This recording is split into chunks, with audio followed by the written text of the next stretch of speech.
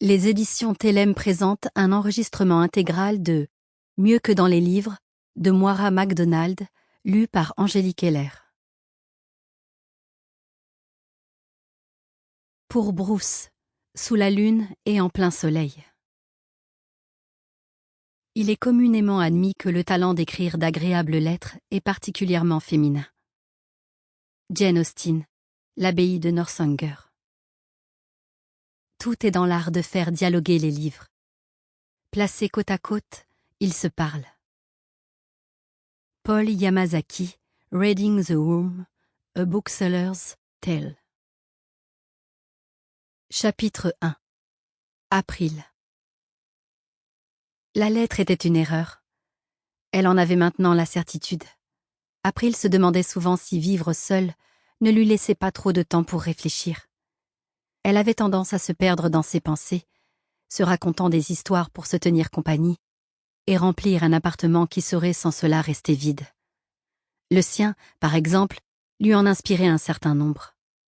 C'était un charmant 2 pièces situé au 2e étage d'un immeuble de briques rouges à l'architecture années 1920. Plutôt sobre, et parfois elle imaginait une petite famille se partageant l'espace durant la Grande Dépression, avec un drap qui isolait un coin du salon pour donner un peu d'intimité aux parents. Ou une ouvrière travaillant à la chaîne dans une usine de Seattle, dans les années 1940, attendant le retour d'un mari ou d'un fiancé parti à la guerre.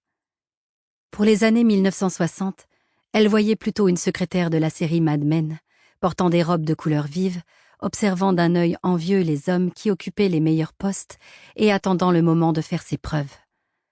Chacun de ses habitants avait dû laisser sa marque, dans les légères rayures du parquet, dans les minuscules éclats du carrelage de la salle de bain, ou dans le choix du papier jauni des étagères du placard.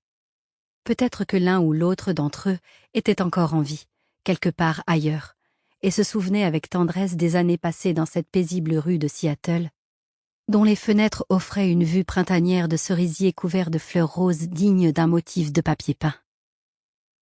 Il lui arrivait même d'imaginer des retrouvailles entre les occupants des différentes périodes qui auraient soudain partagé, comme par magie, le même temps et le même espace. Ils auraient sûrement été scandalisés par le montant de son loyer actuel et par le fait qu'elle n'avait pas trouvé le temps de changer le papier jauni de l'étagère.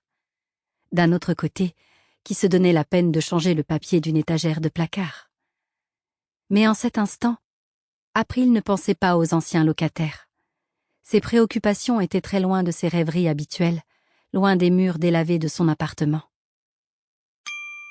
Sample complete. Ready to continue?